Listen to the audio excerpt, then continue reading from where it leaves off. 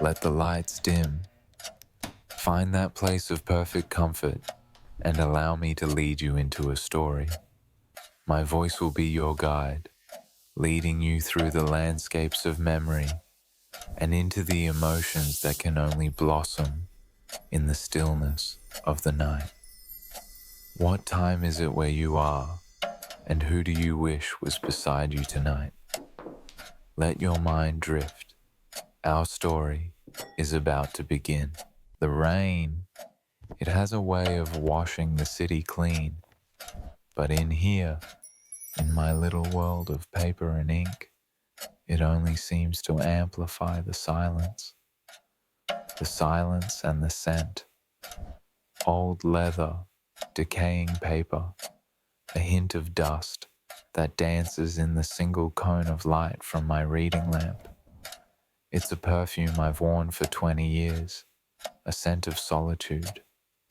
My bookstore closes at 6, but I rarely leave. The world outside rushes. It screams. It demands. In here, time is a slow, meandering river. The stories on these shelves, they are the only companions I need, or so I tell myself. Tonight, the rain is persistent, a soft, steady drumming against the large glass window, blurring the streetlights into watercolor streaks. It's almost 10. I was lost in a passage about forgotten voyages when the bell above the door chimed.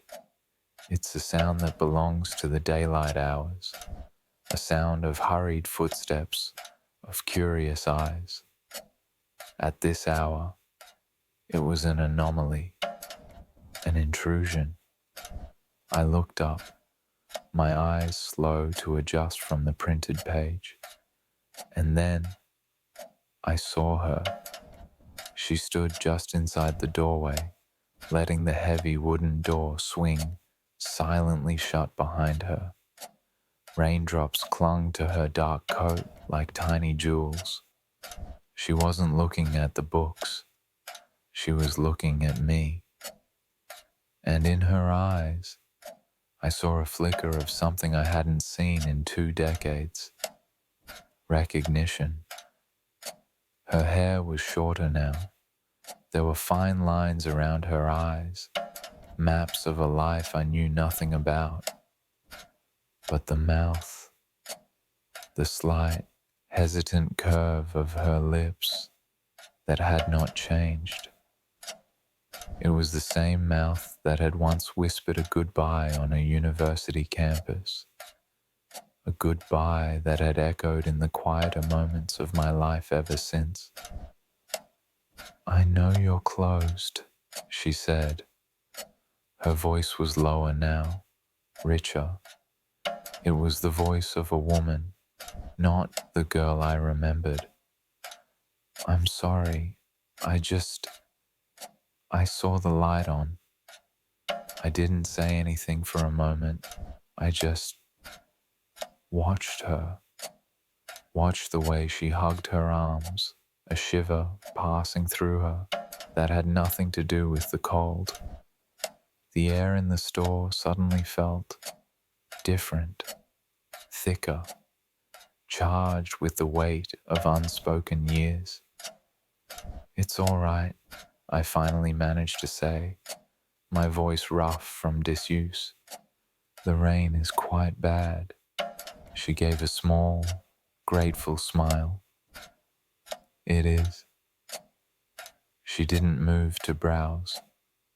He didn't move from his chair.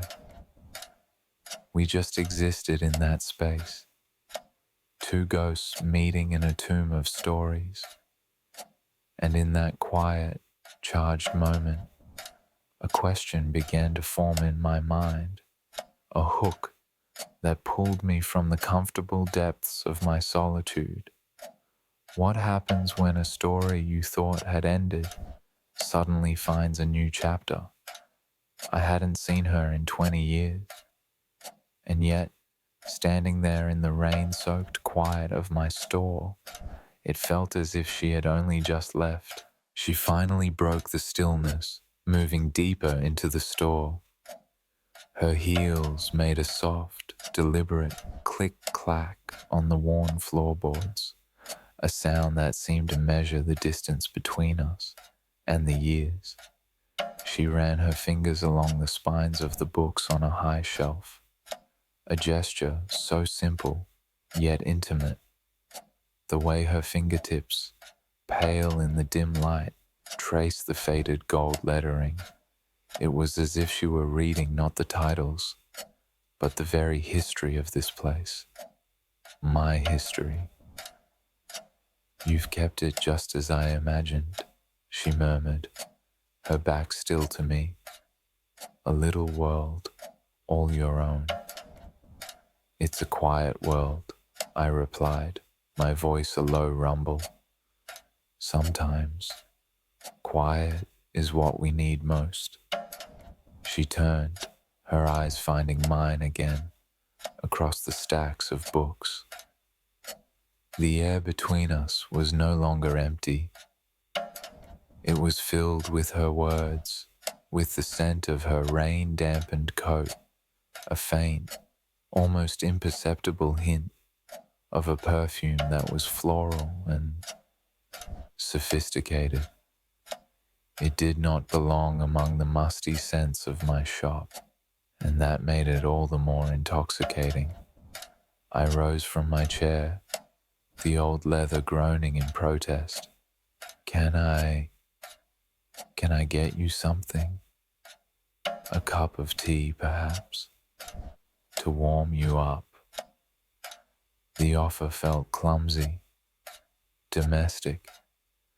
It was a line from a different life, a life I only read about in books. Her smile widened, reaching her eyes this time. "I'd love that. I have a small alcove at the back, behind a curtain of dark velvet. A kettle, 2 mugs, a collection of herbal teas. It's my sanctuary within a sanctuary." As I filled the kettle, I could feel her presence behind me. I didn't need to see her to know she was there, watching. The simple act of boiling water suddenly felt profound, charged with a strange significance. The click of the kettle turning on was deafening in the silence. I brought the 2 steaming mugs back to the main room. She had taken off her coat, draping it over the back of an old reading chair. She was wearing a simple, dark blue dress, and around her neck, a silk scarf, the color of a twilight sky, a deep, shimmering teal. She took the mug from me, her fingers brushing against mine. It was nothing, a fleeting contact, but it felt like a spark in the dark, a current that ran up my arm and settled somewhere deep in my chest. We sat in 2 facing armchairs, the small table between us feeling both like a bridge and a chasm. We didn't talk about the 20 years, not directly. We talked around it, about books, about cities, about the sound of rain. But underneath every word, the real conversation was happening. "Do you remember? Did you ever wonder? Why are you here? Why did you let me in?" The tension wasn't uncomfortable. It was alive. It was the feeling of holding your breath underwater, waiting to surface. It was the pause between a lightning flash and the inevitable roll of thunder. And I knew, as she raised the mug to her lips, her eyes never leaving mine over the rim, that the storm wasn't just outside anymore. It was in this room, between us. and it was about to break. "I have a place upstairs," I said, the words feeling foreign on my tongue. "It's warmer." It wasn't a question, it was a statement, an offering. She simply nodded, a slow, deliberate motion. She placed her empty mug back on the table, the soft clink of ceramic on wood, echoing the beat of my own heart. The stairs to my apartment are narrow, winding. They creak. Each step we took together up into the darkness felt like a step further away from the world we knew, away from the past. I lit a single lamp in the living room. It's a space as simple as the shop below. Books, a worn rug, a single large window looking out over the wet, glistening rooftops. She walked to the center of the room and stood there for a moment, as if trying to feel the soul of the space. Then, slowly, she reached up and began to unwind the silk scarf from her neck. The fabric whispered as it moved, catching the lamplight, shimmering like captured water. She didn't drop it. She held it, letting it pool in her hands. "I almost didn't come in," she confessed, her voice barely above a whisper. "I've walked past this shop 100 times over the years. I always told myself, next time." "What made tonight different?" I asked, my own voice low and thick. "I'm tired of next time," she said, and her gaze was so direct, so vulnerable, it felt like a touch. "I think some stories, you have to see how they end." She took a step towards me, and another. The space between us vanished. She raised a hand, not to my face, but to my chest, resting her palm flat against my sweater. I could feel the warmth of her skin through the wool. It was a brand. What happened next wasn't about passion, not in the way the world understands it. It was about recognition. It was a conversation held in the language that comes before words. My hand came up to her jaw, my thumb stroking the soft skin just below her ear. Her skin, in the dim, golden light, was like a page from a book I had waited a lifetime to read. She leaned into my touch, her eyes closing. A soft sigh escaped her lips, a sound of surrender. There was no haste, only a slow, deliberate exploration. The discovery of the curve of a shoulder, the weight of a head resting against a chest, the feeling of her breath, warm against my neck. Our silence wasn't empty. It was filled with all the things we hadn't said for 2 decades. Every missed opportunity, every fleeting thought, every quiet what if. I remember the scent of her hair, the surprising coolness of her skin against the heat of mine. It was a dialogue between skin and silence, a story told not in words, but in the soft press of lips, in the gentle tangle of limbs. It was a quiet, desperate confirmation that we were both real, that this moment, suspended in time above a silent bookstore in a rain-soaked city, was truly happening. And when it was over, we lay in the quiet dark. The rain had softened to a gentle hiss. The only sound was our breathing, a shared rhythm in the deep, profound silence. She had answered my question. This is what happens. this quiet, overwhelming peace. A story doesn't end, it just changes. Dawn came not with a bang, but with a slow, grey whisper. The light that filtered through the large window was cool and unforgiving, turning the warm, golden world of the night into a place of stark reality. She stirred beside me, a soft murmur in the quiet. I felt the change in her immediately. The dream was over. The world, with its demands and its timelines, had found her again. There was no clumsy morning after conversation. There was no need. We had said everything in the dark. She dressed in the silence, her movements fluid and graceful. I watched her, memorizing the line of her back, the way she fastened the buttons on her dress.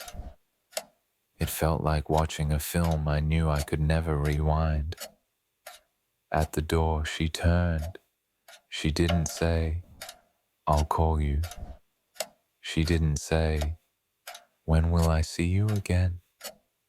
She simply reached up, stood on her toes, and pressed a soft, brief kiss to my lips. It wasn't a kiss of passion. It was a kiss of acknowledgement, a seal on a story. "Thank you," she whispered, and then she was gone. I listened to her footsteps on the creaking stairs, a soft descent back into the real world. I heard the old bell on the shop door chime one last time, a faint, lonely sound. And then silence. The kind of silence that feels heavier than any sound. Was it a dream? The morning light made everything feel hazy, unreal. My apartment was the same. The books were the same. I was the same. And yet, everything was different. I stood in the center of the room, the place where she had stood just hours before.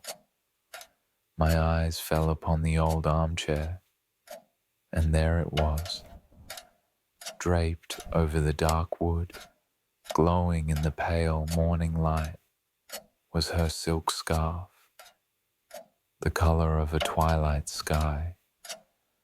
I walked over and picked it up. The fabric was impossibly soft, cool to the touch. I lifted it to my face, and I could smell it. The faint, floral scent of her perfume mingled with the unique scent of her skin. It was real. She was real. Some stories don't end when the telling stops. They stay with you. They become a room in your mind you can return to, again and again. They live in the scent of a scarf left on a chair, in the memory of a rainy night, in the ghost of a touch. The story of her visit didn't end when she walked out the door. It had just begun, and I knew, in the quiet of that grey morning, that it was a story I would carry with me for all the quiet years to come. There's a unique kind of loneliness that only exists on a sleeper train at night, a feeling of being untethered, neither here nor there, just a soul encased in wood and steel, hurtling through the darkness. The rhythmic da-dum, da-dum of the wheels on the track is supposed to be soporific, a lullaby of motion. But for me, tonight, it was just a clock, ticking away, the hours of a sleepless night. My cabin was a coffin of comfort I couldn't surrender to, so I walked through the narrow, swaying corridors, past the closed doors of sleeping strangers, I made my way to the lounge car. It was nearly empty, a ghost of a room, panelled in dark, polished wood and glinting brass. The bartender was polishing glasses, his movements slow, synchronized to the rocking of the train.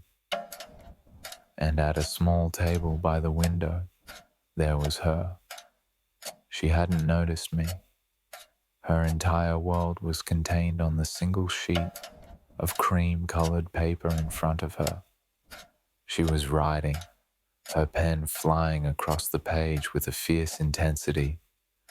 A glass of red wine, dark as blood in the lamplight, sat untouched beside her hand. I didn't want to disturb her. There was something sacred about her solitude. So I took a seat at the bar, ordered a whiskey, and watched her reflection in the dark window. Her face was a study in concentration, framed by hair that had been elegantly pinned up, but now had strands escaping to frame her face. I wondered who the letter was for. A lover she was leaving, a husband she was returning to, a child. The story wrote itself in my mind, and then it happened. The train took a sharp curve, lurching unexpectedly. I braced myself. The bartender steadied his glasses, and on her table, the wine glass tipped. Not all the way, just enough. A single, dark red wave slid over the rim and broke upon the shore of her letter. She made a small, frustrated sound, a gasp of air. The pen froze in her hand. The spell was broken. In the swaying heart of the sleeping train, a single drop of red wine had just marked her story. And as I slid off my stool, my handkerchief in hand, I had a feeling it was about to write a new line in mine. "Allow me," I said, my voice quiet, careful not to startle her further. I held out the clean, white square of cotton. She looked up, and for the first time, her eyes met mine. They were grey, the color of a stormy sea, and for a moment, they held a flicker of raw annoyance before softening into a kind of weary resignation. "Thank you," she said, taking the handkerchief. "But I fear the damage is done." She dabbed at the dark stain, but it was futile. The red had already bled into the fibers of the paper, blooming like a strange, sad flower across her elegant script. She sighed and placed the handkerchief, now stained crimson, on the table between us. A flag of truce, or perhaps surrender. "Some things, once written, cannot be erased," she murmured, more to herself than to me. "And some stains tell a better story than the original words," I replied, pulling a chair out from her table without waiting for an invitation. It was a bold move, but the night felt permissive. She looked at me, a flicker of surprise in her grey eyes, but she didn't object. She signaled the bartender for another glass of wine, and one for me. The unspoken tension of my intrusion slowly dissolved, replaced by a different kind of tension, the quiet, humming energy that exists between two strangers who have tacitly agreed to share a moment out of time. We didn't exchange names, or professions, or destinations. It felt irrelevant. We were simply two travelers in the night, We spoke of the landscapes hidden by the darkness outside, of the feeling of running away versus the feeling of running towards something. I watched her hands as she spoke. They were expressive, elegant. I watched the way she tucked a loose strand of hair behind her ear, a gesture so unconscious and yet so captivating. She held her new glass of wine, her fingers tracing the rim, but she didn't drink. The air grew thick with unspoken things. The conversation lulled, but the silence wasn't empty. It was filled with the rhythm of the train, with the soft glow of the lamp, with the charged awareness of our proximity. Her knee was inches from mine under the small table. I could smell the faint, clean scent of her perfume, something with a note of citrus and cedar. She finally broke the silence, her voice a low murmur. You must think I'm very dramatic, crying over spilled wine. I think, I said, leaning forward slightly, that the letter was very important. Her gaze held mine, and in that look, a dam began to break. A turning point had been reached in the middle of the night, in the middle of nowhere. The question was no longer if we would cross the boundary between strangers, but when.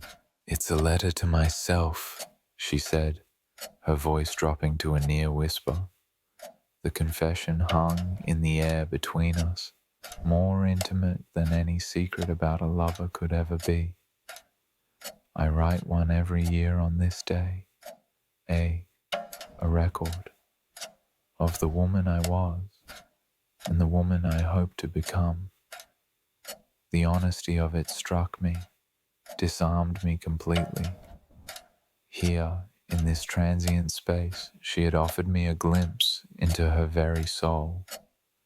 And what did this year's letter say? I asked gently. She gave a small, sad smile. It said it was time to stop running. And then she gestured to the wine stain. Perhaps the universe has a sense of irony. Perhaps, I said, my voice a low murmur. It's telling you to stop writing the story and just live it. The train swayed, and her hand, resting on the table, slid and brushed against mine. Neither of us pulled away. The contact was electric, a silent acknowledgement of everything bubbling beneath the surface. Later, I don't remember who suggested it, or if any words were spoken at all. I remember walking her back to her cabin. The corridor felt impossibly narrow. The rocking of the train was a conspirator, pressing us together with each curve of the track. Her shoulder brushed my chest. Her scent filled the small space. At her door, she paused, her hand on the handle. She turned, her face tilted up to mine in the dim corridor light. The invitation was there, in her stormy grey eyes. It was a question, a plea, a dare. I followed her inside. Her cabin was a small cocoon against the rushing dark. She didn't turn on the main light. The only illumination came from the moon, a sliver of silver painting a stripe across the floor as we passed through forests and fields. It wasn't a frenzy. It was a slow, deliberate unwrapping, a shedding of skins. My jacket, her shoes. The layers of polite society fell away, leaving only two people, suspended in motion and time. I remember the shocking coolness of the window against my bare back as I pressed her against it, the world a blur of speed and darkness behind her. Her skin, in the moonlight, was pale and luminous. It tasted of wine and secrets. This was a language older than words, a conversation held in the press of mouths, the slide of skin on skin, the catch of breath. It was an offering of warmth in the rattling cold of the night, a desperate, beautiful attempt to feel present, to feel real, in a world that was rushing past.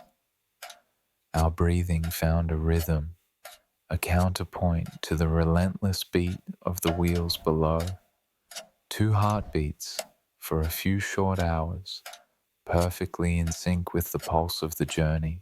Morning came with a knife's edge of sharp, alpine light. I woke to find the world outside transformed. The rushing darkness had been replaced by majestic, snow-capped mountains, piercing a sky of impossible blue. The train was climbing. She was already awake, sitting by the window, wrapped in a sheet, watching the scenery. The dreamlike quality of the night had evaporated with the dawn. A quiet reality had settled in the small cabin. We were nearing a destination. The journey was ending.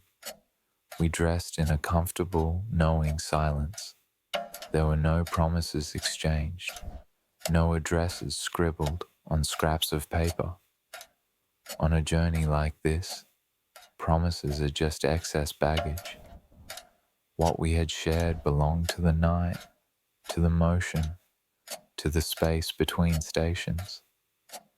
To try and carry it into the daylight world would be to break it. At her door, she paused, just as she had hours before. But this time, her touch was different. She reached out and rested her hand on my forearm, a gesture of quiet solidarity. "Thank you," she said, and her grey eyes held not sadness, but a kind of peace, for blotting the stain. Then she was gone, a ghost, slipping back into her own story. I returned to my cabin. The train was slowing, the screech of the brakes, a harsh sound in the clear mountain air.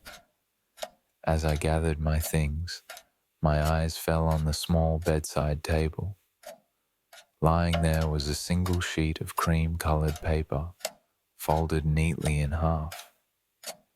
The dark, beautiful stain of red wine was a stark mark against the paper. She had left me the letter, my heart hammered in my chest. I picked it up. I didn't read it. I knew with absolute certainty that the words were not for me. The letter itself was the message.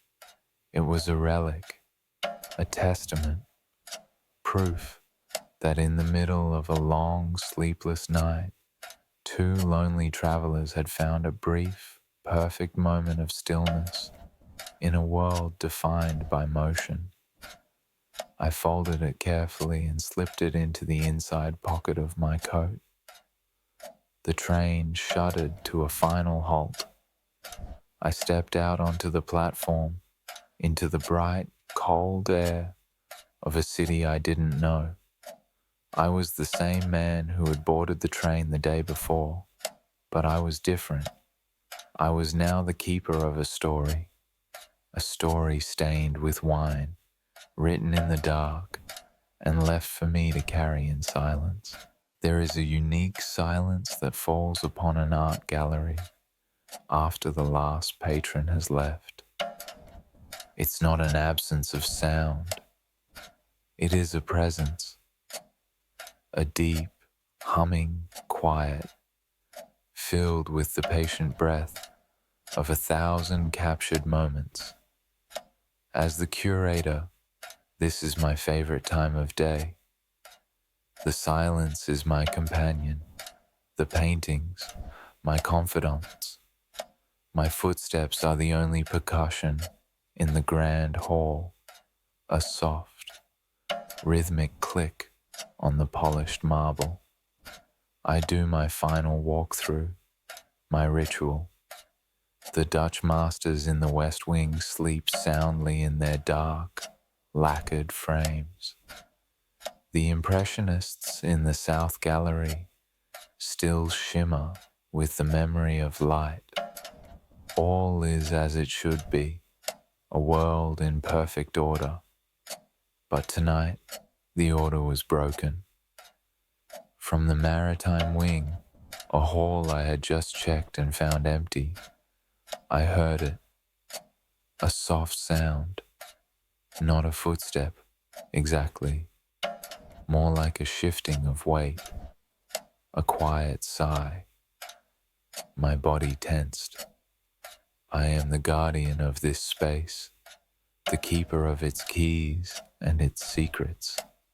An intruder is a violation. I move silently, my hand already reaching for my phone. I rounded the corner into the long, dark hall, and I saw him. He was standing before a single painting, Storm Over the Headland by a long-forgotten seascape artist named Alistair Finch. The man was tall, silhouetted against the dramatic, violent sky of the canvas. He was utterly still, lost to the world. He wasn't a thief. He wasn't a vandal. He was a pilgrim. He was here to worship. I stood in the shadows, watching him for a long moment before I spoke, my voice sharper than I intended. The gallery is closed. He didn't startle. He didn't even turn to look at me at first. His eyes remained fixed on the churning painted waves. I know, he said, his voice a low, resonant baritone that seemed to settle in the vast quiet of the room. He finally turned his head, his eyes finding me in the dim light. I'm sorry. I had to see it. He turned back to the painting. My grandfather told me that the rain on this coast, it smelled of salt and longing. My prepared speech about trespassing died on my lips. My hand lowered from my phone. I knew every historical detail about this painting, its auction records, its chemical composition, its critical reception in 1888. But this man, this stranger standing in the dark, he knew its soul.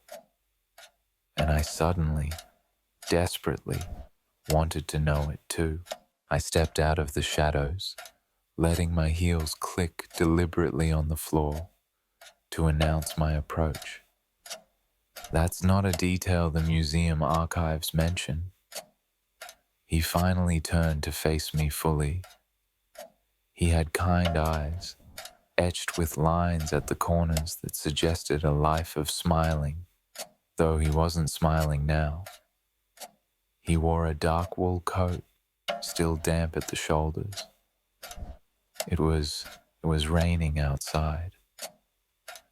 My grandfather was Alistair Finch's model for the small boy in the cottage. There, he said, pointing to a tiny, barely perceptible detail in the corner of the vast canvas. He always said the artist was more interested in capturing the feeling of the storm than the look of it. My professional curiosity overtook my caution. This was living history, a direct link to the man behind the brush. We have some of his preliminary sketches, I said, the words feeling like a significant offering. They aren't on public display. They're in my office. The look he gave me was one of profound, quiet gratitude. I would be honored. Leading him through the silent, sleeping galleries felt like breaking a sacred vow. This space was mine alone at night, yet his presence didn't feel like a violation anymore. It felt like a secret. My office is a small, cluttered haven of books and papers, smelling of old paper and freshly brewed coffee. It felt intensely personal and suddenly very small with him in it. I switched on a single desk lamp, casting a warm, golden circle of light in the room. I retrieved the archival portfolio, my hands surprisingly unsteady. I laid the fragile century-old sketches on my desk. He leaned in, his shoulder brushing against mine as he studied the charcoal lines. I was intensely aware of him, the warmth radiating from his body, the clean, masculine scent of his wool coat mingled with the fresh, cold smell of the rain he'd brought in with him. The air in the room became thick, charged with a sudden, palpable intimacy. We were no longer curator and visitor. We were two people, huddled over a shared secret in the middle of the night, while the world outside slept. And the tension, the quiet, humming electricity between us, was as tangible as the old paper beneath our fingertips. "Why tonight?" I asked, my voice a whisper. The question was not about his trespassing. It was about something deeper. He straightened up, his gaze moving from the sketches to my face. The lamplight carved shadows into the planes of his cheeks. "I'm leaving the city tomorrow," he confessed. "For good." My life took a turn I didn't expect. I needed to stand in front of something that felt like an anchor, something that reminded me where I came from.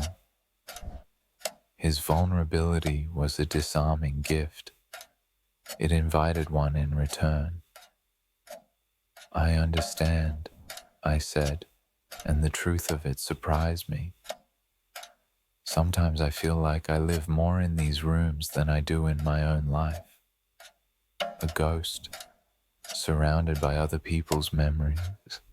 A smile finally touched his lips. A small, sad, beautiful thing. A ghost and a pilgrim then, hiding in a storm. He reached out, not to touch me, but to trace the charcoal line of a wave on one of the sketches. His finger hovered just above the paper, and then his hand settled over mine. The touch was gentle, a question. My skin tingled at the contact. I didn't pull away. I turned my hand over, my fingers lacing with his. It was an answer. The rain began to fall outside, a soft patter at first, then a steady drumming against the large arched window of my office. It was the sound from the painting, our soundtrack. He raised my hand to his lips and pressed a soft kiss to my knuckles. His eyes never left mine. What happened next unfolded with the quiet, inevitable grace of a flower opening in time lapse. There was no rush, no force. It was a slow, deliberate exploration in the small, golden circle of light. His touch was like a brushstroke, adding warmth and color to my monochrome, orderly existence.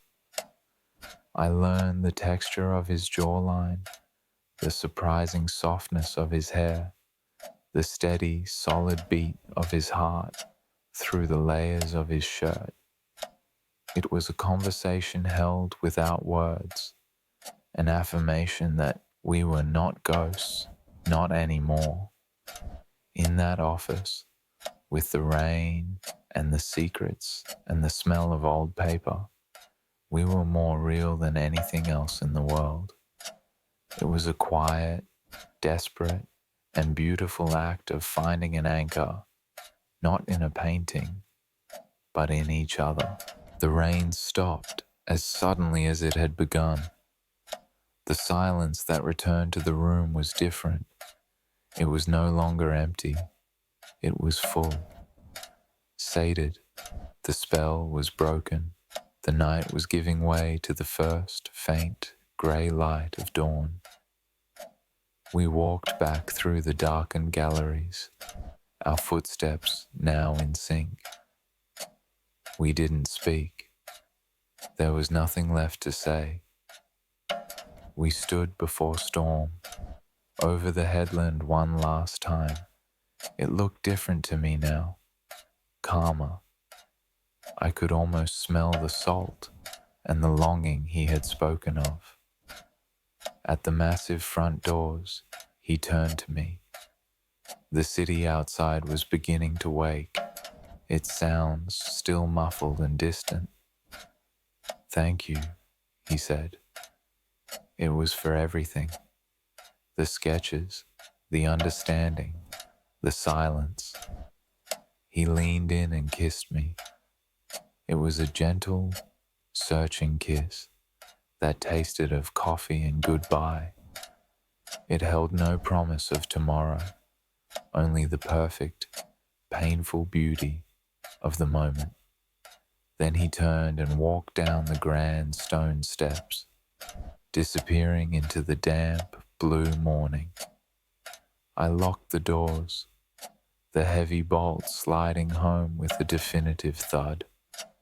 The gallery was mine again, solitary, silent. I walked back to my office feeling strangely hollow. Everything was as I had left it. The portfolio of sketches, the coffee cups, and his dark wool coat, still slung over the back of my chair. He had forgotten it.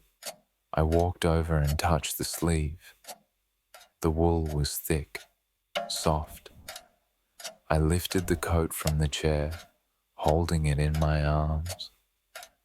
It was heavy, substantial, real.